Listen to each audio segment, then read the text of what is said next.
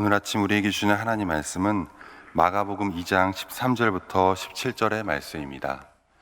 예수께서 다시 바닷가에 나가심에 큰 무리가 나왔거늘 예수께서 그들에게 가르치시니라. 또 지나가시다가 알페의 아들 레위가 세관에 앉아 있는 것을 보시고 그에게 이르시되 나를 따르라 하시니 일어나 따르니라. 그의 집에 앉아 잡술 때에 많은 세리와 죄인들이 예수와 그의 제자들과 함께 앉았으니 이는 그러한 사람들이 많이 있어서 예수를 따름이로라. 바리새인의 서기관들이 예수께서 죄인 및 세리들과 함께 잡수시는 걸 보고 그의 제자들에게 이르되 어찌하여 세리 및 죄인들과 함께 먹는가? 예수께서 들으시고 그들에게 이르시되 건강한 자에게는 의사가 쓸데없고 병든 자에게라 쓸데있느니라. 나는 의인을 부르러 온 것이 아니요 죄인을 부르러 왔노라 하시니라. 아멘. 예수님과 제자들이 길을 걸어가고 있었습니다. 예수께서 그런데 걸음을 멈추시고는 한쪽을 주목해서 보십니다. 제자들은 예수님이 누구를 바라보고 있는가 하고 예수님의 시선을 따라가 보니 세리가 앉아있는 한 책상이 보였습니다. 그런데 예수께서 그곳을 향해 걸어가셔서는 그 세리에게 말씀을 합니다. 나를 따르라. 이 세리의 이름이 알페오의 아들 레위입니다. 마태복음에는 알페오의 아들 마테다 이렇게 나와 있습니다. 성도님들도 아시는 대로 세리는 당시 가난한 사람들에게까지 원래 받아야 할 세금보다 중과세를 하고 로마에 보내고 나머지를 착복하는 아주 못된 자들이었습니다. 로마에 직접 고용된 사람들도 있었고요, 당시의 왕이었던 헤롯 안티파스에게 고용이 되어서 로마에 간접적으로 부역을 하는 자들도 있었습니다. 국민들이 얼마나 혐오스럽게 여기고 비난했는지 모릅니다. 우리로 치면은 일제시대 때 민족 반역자와 같은 그런 무리였습니다.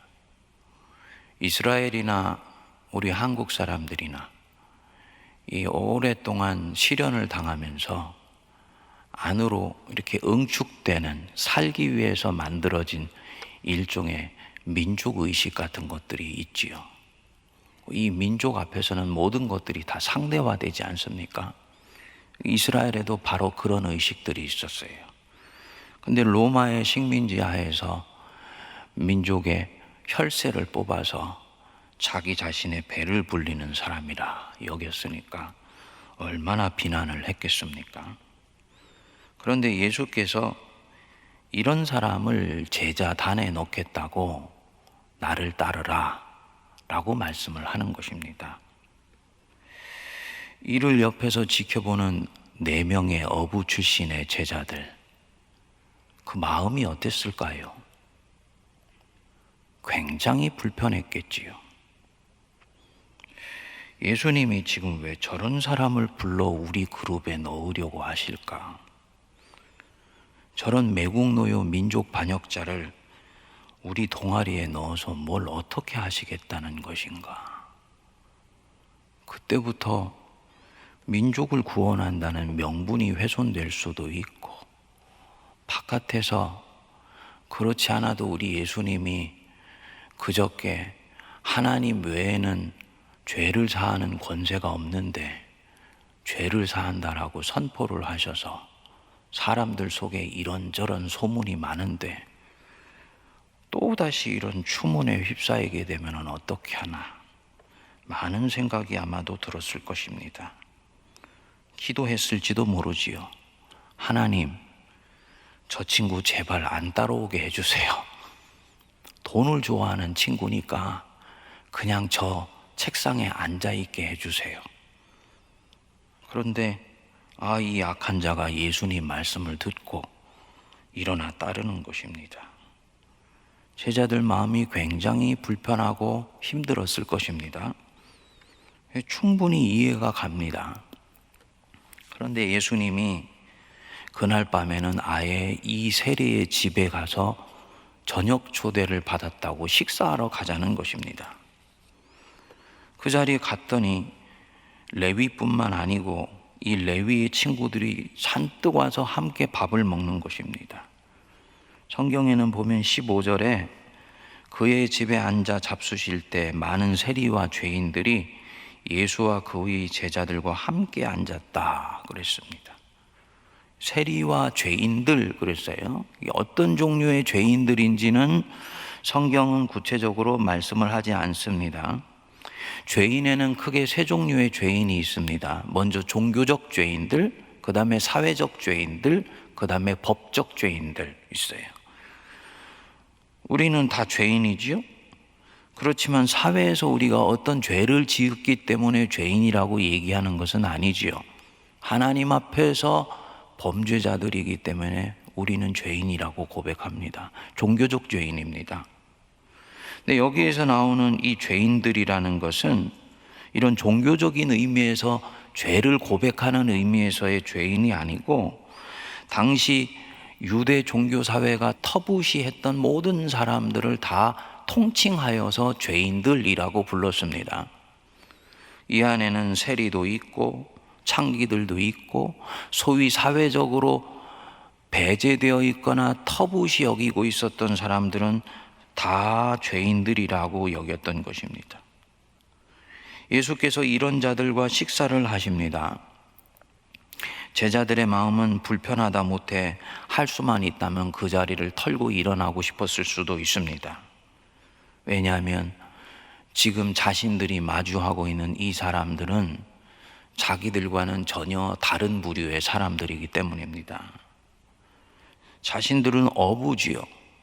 그렇지만 민족에 대한 자긍심도 있고 여호와 하나님 유일신을 섬기는 종교적인 열심도 있고, 그래서 나름대로 순전하게 하나님 섬기려고 노력하고 있는데, 지금 예수님은 나가도 좀 너무 나가시는 것 같다 하는 생각이 드는 것입니다. 정치 감각이 있으면 걱정도 되겠죠. 그저께 그 죄 용서의 문제 때문에 추문에 휩싸이고 있는데 주변 사람들이 뭐라고 할까? 아니나 다를까 바리새인인 서기관들이 이들에게 지적을 했습니다. 16절에 보시면 바리새인의 서기관들이 예수께서 죄인 및 세리들과 함께 잡수시는 것을 보고 그의 제자들에게 이르되 어찌하여 세리 및 죄인들과 함께 먹는가? 어찌하여 세리 및 죄인들과 함께 먹는가? 적어도 하나님을 믿는 사람들과 어울릴 일이지 어떻게 저런 불결한 자들, 죄와 악을 행하는 자들과 어울리냐? 이 얘기를 듣고 예수님이 말씀을 하셨습니다. 17절에 보시면 건강한 자들에게는 의사가 쓸데없고 병든 자에게야 쓸데있느니라. 나는 의인을 부르러 온 것이 아니요 죄인을 부르러 왔노라 하시니라. 메시아 예수께서 자기의 정체성이 무엇인지를 명료하게 드러내는 대목입니다. 당신이 무엇을 하시려고 이 땅에 오셨고 당신을 따르는 사람들에게 어떤 사역을 맡기려고 지금 그 초석을 놓고 계신지를 명료하게 제시하시는 대목입니다. 이 대목을 받을 수 있느냐 없느냐가 예수가 믿는 하나님을 믿을 것이냐, 그냥 당시의 사람들이 통념적으로 믿었던 하나님을 믿을 것이냐 갈라지는 대목입니다. 2000년 전에 이 말씀 앞에 서 있었던 것과 동일하게 저는 오늘 한국교회와 저 자신과 우리 성들도 동일한 바로 이 말씀 앞에 서 있다고 믿습니다. 건강한 자에게는 의사가 쓸데없고 병든 자에게야 쓸데있느니라. 예수님의 정체성이 무엇입니까? 영혼의 의사예요. 영혼의 의사. 여태의 이 영혼은 보이지 않는 혼령을 얘기하는 것이 아닙니다. 헬라어로 푸시케는 영혼을 포함한 존재 전체를 말하고, 이 영혼이라는 건 그 존재의 핵심을 말하는 것입니다. 그러니까 영혼의 의사다, 전인의 의사다라는 뜻입니다. 예수님은 영혼의 의사고 영혼의 목자예요. 병자를 고치러 오신 분입니다. 마음이 상하고 찢기고 고통하는 자, 자기의 죄 때문에 속상해하고 세상에 시달리는데 그것을 감당하지 못해서 전전긍긍하는 사람들, 고통하는 사람들 치유하러 오신 분이 바로 예수님입니다. 예수님이 바로 자기 자신의 정체성을 그렇게 말씀하시는 것입니다. 그리고 이것이 구원이다. 이분에게는 이것보다 소중한 것은 없습니다.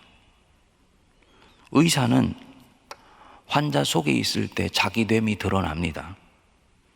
병자들을 고칠 때 그 눈빛이 번쩍번쩍 빛이 납니다. 피곤한 가운데서도 미사고가 떠오릅니다. 다른 누군가를 고칠 수 있는 자리에 나를 앉혀주었다는 것을 귀하게 여기는 것입니다. 그래서 의사 되신 예수님은 당신 자신을 항상 이들 속에 두시는 거예요. 우리 그리스도인들이 지금 우리 자신을 어디에 두고 있는지를 주님이 간접적으로 비춰 보여주시고 있겠죠. 우리의 눈길이 어디에 가 있는가. 그리고 연이어 말씀하십니다. 나는 의인을 부르러 온 것이 아니라 죄인을 부르러 왔노라. 병행꾼입니다. 건강한 사람은 의인이고 병자는 죄인이다, 이런 뜻입니다. 죄인을 불러서 회개케 하여서 새로운 사람을 만들고, 새로운 사람, 네오 안트로포스죠? 사도 바울이 얘기했던 신인류입니다. 그 새로운 사람들로 하여금 새로운 세상을 만들려고 예수께서 이 땅에 오셨다. 그리고 이것은 예수님의 플랜일 뿐만 아니고 아담과 하와가 범죄하고 난 뒤에 하나님이 아브라함을 부르셨을 때 아브라함을 통해서 인류 전체에 대해서 가지고 있었던 거대한 플랜이었습니다. 그것이 이제 예수님을 통해서 보다 구체화되는 바로 그 흐름 속에 있는 것이죠.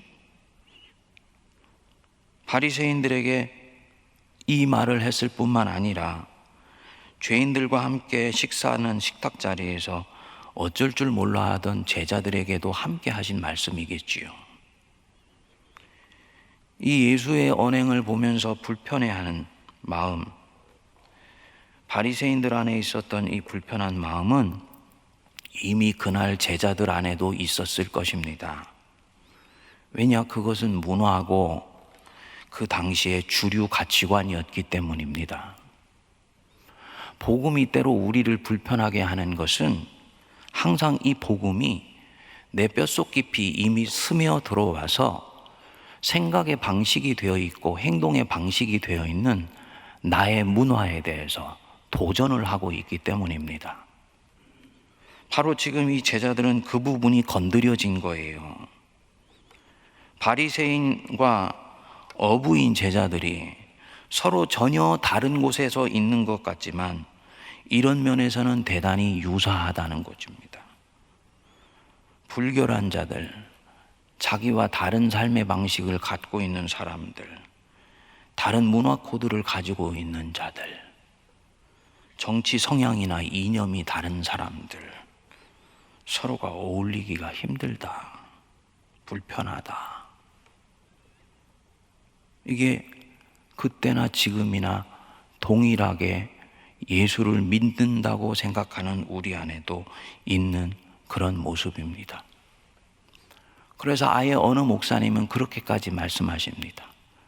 교회를 부흥시키고 성장시키려면 동질의 문화와 동질의 계층의식과 비슷한 이념을 가진 사람들을 끊임없이 묶어내야 된다. 그것이 교회를 빨리 성장시킨다 라고까지 말을 합니다. 저는 충분히 이해는 되는데 그것이 정말 예수께서 꿈꾸셨던 공동체인가? 만일에 그것이 맞다면 4명의 어부가 이미 주류로 자리 잡고 있던 예수님의 공동체 안에 전혀 다른 성향이고 그들이 혐오하기까지 했었던 세리를 그 제자 안에 넣으실 리가 없는데 예수님은 지금 무엇을 보고 계신 것인가? 무엇을 보시고 계시기에 성향이 전혀 다른 사람도 제자로 부르시고 민족을 고통스럽게 하는 사람도 그 안에 있게 하시는 것인가? 물론 레위가 이 예수님의 부름을 받았을 때는 자기가 했었던 그 세리의 직을 떠납니다. 세리를 하면서 여전히 죄악을 저지르면서 예수를 따르지는 않아요. 어쨌든 예수께서는 이런 부분에 있어서 이 제자들 속에 다양한 그룹들을 서서히 만들어 가십니다. 왜 그러냐? 예수께는 민족 문제나 국가 문제나 이념 문제, 갈등 이런 것들보다 더 본질적이고 중요한 문제가 있었기 때문입니다. 하박국 선지자가 씨름했었던 문제, 처음에는 이해하지 못해서 하나님께 항의하고 대들었던 문제, 나중에 하나님의 관심이 어디에 있는지를 알게 된 뒤에 하나님을 전적으로 수긍하고 그 하나님의 하시는 일을 기뻐했던 문제, 죄의 문제입니다. 죄의 문제. 죄악이 만들어 놓은 인간의 고통, 이 부분을 다루는 것이 병증의 뿌리고 본질이라고 보는 것입니다. 민족 문제나 모든 계층 문제, 이념 문제도 바로 여기서 온다고 예수님은 보세요. 그래서 이것을 다루지 않고 다른 문제를 다루는 것은 미봉책이라고 여기십니다. 미봉책이라는 말은 해결된 것 같지만 문제는 반복된다고 보는 것입니다. 옛날에 김진홍 목사님 새벽을 깨우리라다 책에 나왔던 대목인 것 같습니다. 교인이 가난해서 사흘에 피죽도 못 먹고 너무 힘들어하는 것 같아서 열심히 벌어다가 밀가루를 퍼날려주고 살게 만들어 줬더니 이제 그 집에 구원이 임했구나 했더니 밥 먹고 기운이 난 남편이 아내를 두들겨 패더라 그러지 않습니까? 저는 그 대목을 읽을 때요, 제가 그동안 갇혀 있었던 이념이나 사상 문제를 보는 부분에 있어서 전혀 중요하고 본질적인 부분들을 발견을 했습니다. 예수께서 바로 이것 때문에 의인을 부르러 온 것이 아니라 죄인을 부르러 왔다고? 나는 건강한 자들을 위해서가 아니라 병자들을 위해서 왔다고 말씀하시는 것이구나. 주님이 보시기에는 이 스펙트럼에서 보면 모든 사람은 다 똑같다. 누굽니까?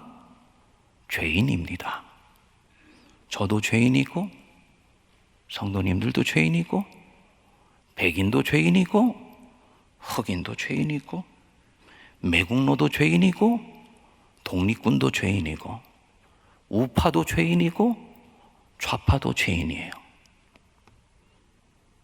촛불이건 태극기건 주님 보시기에는 우리는 중요하지만 주님 보시기에는 그것은 결정적으로 중요한 것은 아닙니다.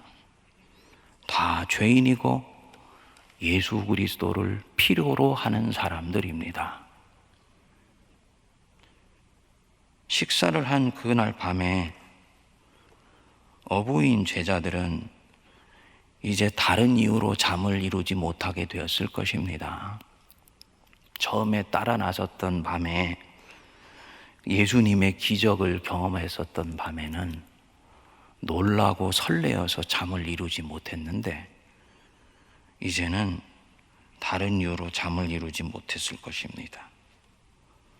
저 예수님을 통해 하나님을 다시 믿는 믿음의 걸음에 나선 것인데 이 걸음을 계속할 수 있을까?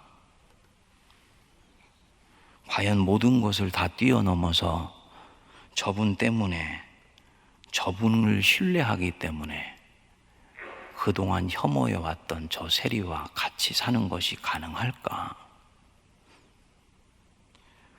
아마도 성도님들이 그 자리에 있었다면 동일한 질문을 하실 것입니다. 그리고 누가 뭐라고 해도 저 예수가 진정 그리스도시고 인류를 구원하시기 온 메시아가 맞다 한다면 내 생명의 주인인 저분이 함께 있으라고 한 이 사람과 있으려고 몸부림치기 시작할 것입니다. 그리고 예수의 심장으로 그 세리와 어울리기 시작할 것입니다. 저는 새벽에 이 말씀을 묵상하면서 한국교회가 지금 예수님이 씨름했던 가장 본질적이고 중요한 부분들을 붙들고 씨름하는 것을 어느 순간부터 느슨하게 생각하고 있다라는 느낌이 들었습니다. 먼저 내 속에 있는 병증의 뿌리, 죄의 문제, 나를 괴롭게 하고 고통하게 하고 하나님을 자유하게 섬기는데 끊임없이 걸림이 되는 이 죄의 문제를 얼마나 치열하게 몸부림치면서 의사 대신 예수님 앞에 가져고 가고 있는가 스스로 묻게 됐어요.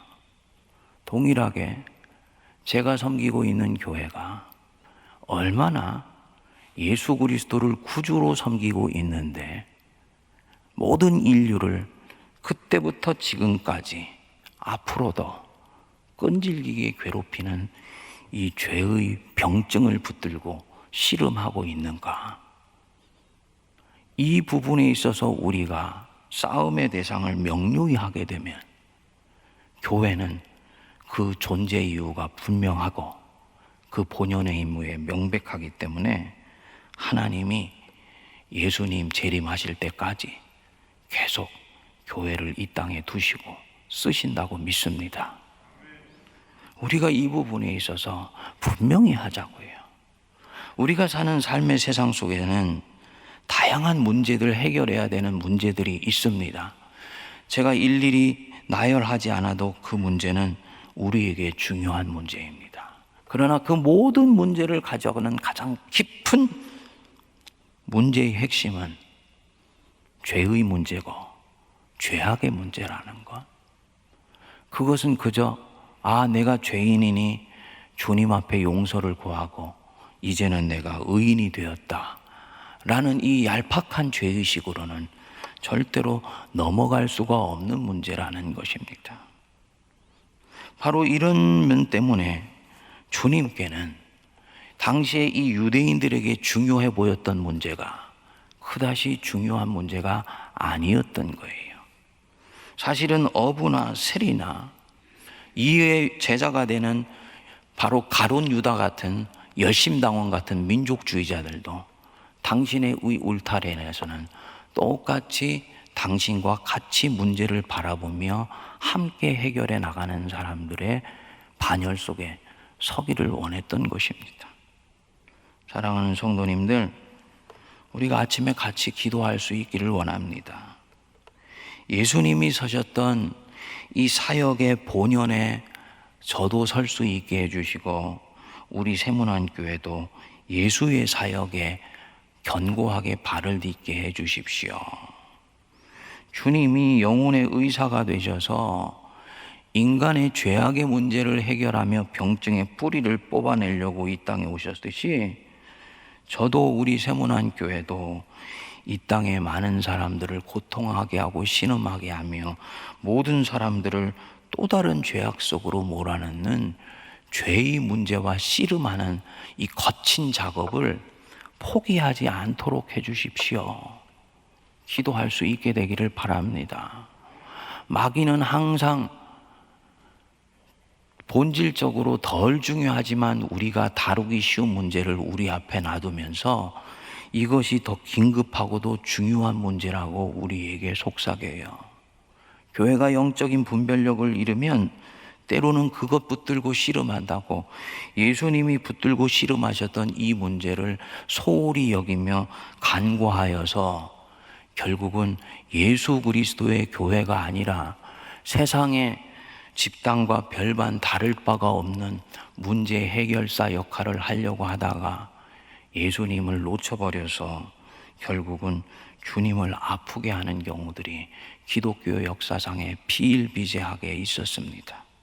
사랑하는 성도님들, 내 자신을 비춰보면서 주님, 죄인입니다. 병자입니다. 그래서 오늘도 예수가 필요한 사람입니다. 고백할 수 있기를 바랍니다. 내가 스스로가 병자이고 죄인임을 10년 전에는 고백했는데 지금은 고백하지 않는다. 그런 병자의식이 약해졌다. 뒤집어서 얘기하면 그분은 사실은 예수가 이제는 별로 필요하지 않은 분이에요. 예수를 믿으면 믿을수록 나 자신을 더 깊이 이해하게 됩니다. 칼뱅이 얘기했지요. 하나님을 아는 만큼 나를 알게 되고 나를 아는 만큼 하나님을 알게 된다. 하나님을 알게 되면 내 자신 속에 있는 내 영혼의 실상을 점점 알게 됩니다. 내가 얼마나 죄인이며 허물 많은 자인지 점점 알게 돼요. 그만큼 그 사람은 점점 예수를 필요로 하는 사람이 되어 갑니다. 그런데 어떻게 된 일인지 처음 예수를 알 때는 절박하게 예수를 찾았는데 10년, 20년을 믿고 나면 예수님은 내 입술 속에 머무르는 자고 내 마음에 건넌방에 가 있는 자이며 어느새 내 마음의 중심에는 바리새인이나 유대인이 믿던 하나님이 한복판을 차지하고 있지 않습니까? 예수가 나에게 절박하지 않다는 것은 뒤집어서 얘기하면 나는 주님이 찾으러 나섰던 병자의식 속에서 예수님 자신을 보고 있지 못하다. 한국교회는 바로 이 부분에 있어서 스스로에게 물어야 되는 때라고 저는 믿습니다. 이제 이 본격적으로 예수님과 함께하는 이 여정을 살펴보면서 주님의 마음으로 우리 자신을 살피고 의인을 부르러 온 것이 아니고 죄인을 부르러 왔으며 건강한 사람이 아니라 병자를 부르러 왔다. 너도 내가 필요한 병자야 라고 말씀하시는 이 주님의 음성에 우리가 진실되게 반응할 수 있게 되기를 바랍니다. 함께 기도하겠습니다. 건강한 자에게는 의사가 필요 없고 병든 자에게라 필요하다 말씀하셨습니다. 주님, 10년, 20년 전에는 우리 예수님이 더 간절했는데 지금은 그 예수님이 입술로만 주님이라고 섬기며 주님의 힘을 불어 내 인생에 이루지 못한 많은 것들을 쟁취하려고 달려가는 또 다른 예수님 보시기에는 낯선 그 믿음을 추구하지 않도록 은혜를 내려 주옵소서. 주님, 나는 의인을 부르러 온 것이 아니요 죄인을 부르러 왔다 말씀하셨습니다. 내 안에 해결되지 않는 죄의 문제가 얼마나 크고 깊은지를 알 때만 내가 나를 위해서 오신 그 예수님이 더 간절해지며 더 사모하는 마음이 들며 더욱더 붙들고 싶어지며 그럴 수밖에 없는 자인 것을 고백하게 되는 줄 믿습니다. 우리 예수님이 2000년 전에 오셨을 때 또 지금도 끈질기게 씨름하시고 계신 이 영혼의 질병을 치유하고 고치며 건강하여지는 일에 게을리하지 않게 하여 주시고 이 40일 주님과 함께하는 기도의 여정이 바로 이 내 내면을 수선하며 내 영혼의 병든 곳에 예수님의 메스를 들이대게 하여 주셔서 건강한 자로 새로워진 인류가 되어 하나님의 영광을 위해 달려가는 복된 인생으로 변화될 수 있도록 은혜를 내려 주시옵소서. 한국교회를 주께서 불쌍히 여겨주셔서 예수님이 씨름하셨던 이 문제를 집요하게 붙들고 씨름하는 일을 소홀히 여기지 않게 하여 주시고 마귀의 관계에 속지 않도록 우리의 영혼을 밝히 뜨게 하여 주옵소서. 사랑하는 성도들, 새벽마다 아침마다 이 40일 동안 머리를 조아립니다. 하나님의 은혜의 보좌 앞으로 나가는 자, 박대하지 않으시고 외면하지 않으시며 그 만절한 마음의 소원을 들어 응답하여 주실 줄 믿습니다. 믿음으로 구하게 하여 주시고 주님이 때가 되었을 때 응답하실 것을 믿으며 오늘도 하나님 옆에 견고한 무릎으로 납작 엎드리게 하여 주시옵소서. 지금은 우리 주 예수 그리스도의 크신 은혜와 하나님 아버지의 무한하신 사랑하심과 성령님의 위로교통 감동 감화 역사하심이 새벽에 일찍 주님 앞에 나와 머리를 조아리며 주님의 은혜를 간구하는 모든 거룩한 백성들 머리 위에 피로 값주고 사신 세문안교회와 한국교회와 이 나라 이민족과 주의 구원을 간절히 기다리는 북녘의 백성들과 온 세계 위에 이제로부터 영원토록 함께하옵시기를 간절히 기도하옵나이다. 아멘.